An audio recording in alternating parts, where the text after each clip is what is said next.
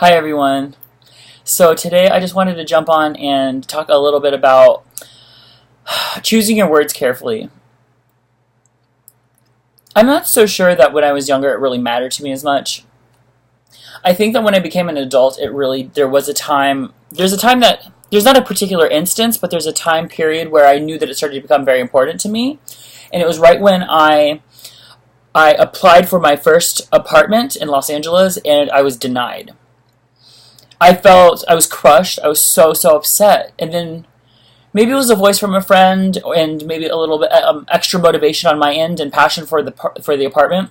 But I decided to write a letter on my own to the woman who owned the apartment building, and with my words, I got her to let me move into the apartment with this letter. She wrote me back and she graciously accepted, and she was blown away. And it really, that was a pivotal moment in my life. And it sounds silly, but putting my words together it's gotten me really far in this life, and it's gotten me out of some really bad situations. The ability to articulate my words well and to be thoughtful and mindful when you're not only speaking on things that are important, like maybe a speech, but also the words that you get in the habit of using, which is why I'm really trying to get rid of cursing, or cut it down to at least like maybe 10%. I find that to be, it's a sentence enhancer, but it's a sentence ruiner. I feel like it melts the goodness of a sentence away when I hear someone say, fuck off. Or, no, that's actually the perfect way to use that. But when, a cashier at Walmart is telling some story to her coworker about how she had to tell that fucking lady, and I was just like, it wasn't appropriate. And then I think at work that's not appropriate, but then I bring it back into my home and I'm like, I don't feel like that's appropriate either. Another thing is, besides swear words, I've kind of, in my own private space, I've said things that I've come to feel really bad about, even on Facebook. And that is calling Kelly Clarkson fat, for example, or making a joke about her weight. That stuff isn't that was just like me loosely saying some stuff to make a joke about Kelly Clarkson being fat. And I felt really bad about that for a long time, because I'm like, that is not the message I would be sending to people. Like, I shouldn't even I know I picked the wrong example. I'm really conflicted about that whole story. I was actually going to make that a YouTube video, because I think that there are times when it's appropriate to make jokes like that, and then there are times when there aren't. And I feel like it's unrealistic to say never. But I found that me posting that on Facebook there was no point to it, and it really it was distasteful. But another thing is, I was in the car and I called Carrie Underwood a Christian weirdo. And my boyfriend was like, whoa, I don't know I can't remember what he said. If he wasn't upset or anything, but he cued in his reaction that he didn't like that I said that. And it's not just because he's Christian. That it didn't sound like me to be so judgmental. And then I had to catch myself. I'm like, wow, that did sound really judgy, but I didn't mean what I said. I just kind of say that about people to summarize a whole spiel on Christians who overshare too much. And I get why they do it.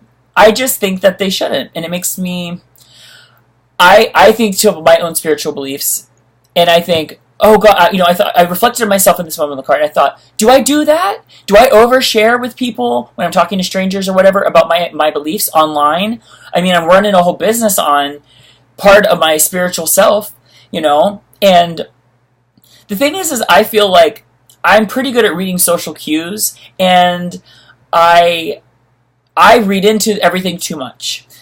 So Carrie Underwood will be on the radio talking about something, and I just feel like she goes a little too far every time. She's just overly sharing. Maybe she's excited, she's passionate, she loves her God, and I commend her for it. But it's it loses me. And maybe it's just it loses one, it gains another. People love Carrie Underwood, and I still do love her. But I called her a Christian weirdo to summarize her because she's super duper Christian, and I know that, and she makes it well known. So, anyhow, choosing these words carefully is important. So I need to get a better way to summarize how I'm feeling about Christian weirdos, because even for Brandon, when he thought of a Christian weirdo, he wasn't thinking about what I described to him. And he thought I sounded really judgmental because what he thought about was way, that I was, any Christian was a bad Christian and was off picketing funerals and yada, yada, yada.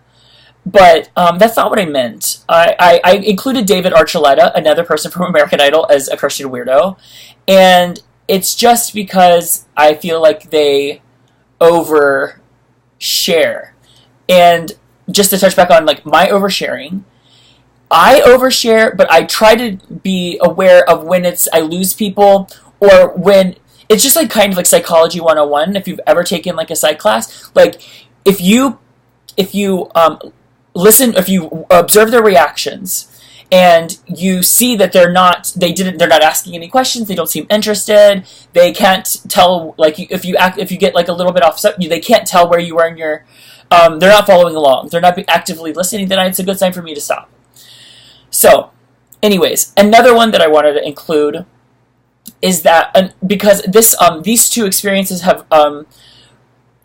profoundly allowed me to reflect on an incident that happened in my past as a child, where I see that this affects children. So, I mean, obviously, we already knew that, but it's like, look how much I'm still thinking about as an adult. Like this one special memory, not so special, to be honest. You know, it's easy to leave impressions on kids, and I see that impression that I'm about to talk about, like affecting, you know, like still playing out, right? So when God, I must have been 10. I'm just going to say 10 for the sake of everything. I was 10 years old, and I was listening to Madonna, and I somehow convinced my mother to buy me the Greatest Hits Volume 2 CD. And the Immaculate Collection, probably right around the same time. But anyways, I remember I was listening to Madonna, and I said something about her, and she said, Madonna is a skank. And I said, what is a skank? And she said, it's someone who doesn't take care of themselves. And I'm like, and then I said, why do you think that she's a skank? And she goes, it's gross that she doesn't shave her armpits. And I thought to myself, oh, okay, so there's a reason at least, right? So I look around, you know, I guess I observe and I see that women shave their armpits, and Madonna, I didn't even see the picture of Madonna, or maybe I did, I can't remember, but I don't even really remember seeing many pictures of Madonna with unshaven armpits, but I do know it was something she did in like maybe the 90s or something. But growing up and getting educated, I see where that has all come from, and I totally respect it. But that being said, I went around thinking for at least a year, because I remember going to visit my grandma the next year, several years later, some time after that, and I wasn't peeking into her nightgown, but she wears like long shirt nightgowns, but they go down to like your knees, or like nightgowns. And maybe she had cut the sleeves off of this one because like it's hot in Florida. And I noticed that she had armpit hair. Not like a big old bush, but like it didn't matter as a kid. I saw armpit hair and I was like, my grandma's a skank. And then, now that is what upsets me, because that stuck in my head for years. I battled in my mind that my mom doesn't like my grandma, that my mom thinks my grandma's a skank or like dirty. That I was thinking of my grandma as lesser for so many years. I take that back. I didn't think of you as lesser, Grandma. I battled it though. I was like, I don't think of Grandma as lesser, but she didn't shave her armpits. And I don't remember ever seeing them again. I know my grandma did it for her redemption. She later told me, because I got my answer to that much later in life. I was definitely like maybe out of high school, and or in high school or something, whatever. And my grandma said, I said, "Oh, Grandma, you didn't shave your armpits or something." Like I noticed that it happened, you know, sporadically through the years. And she goes, "Yeah, when you get old, your skin is not as tight, and shaving your armpits isn't as easy."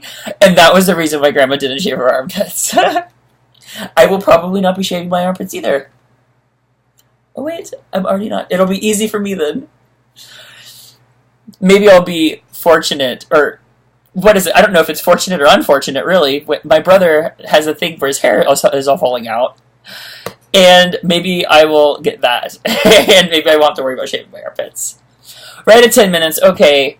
That was just a little rant for today. I miss everyone. I feel like I've been doing so much, and I haven't been keeping my viewers, like, up to date with what's really, really happening. I feel like the last few posts were really, really kind of dark, and I see that it really alarms people when you put up a couple of dark videos in a row.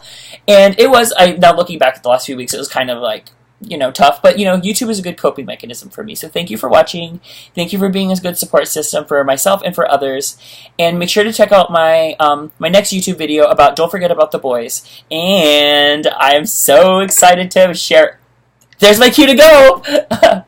All right, goodbye, everyone.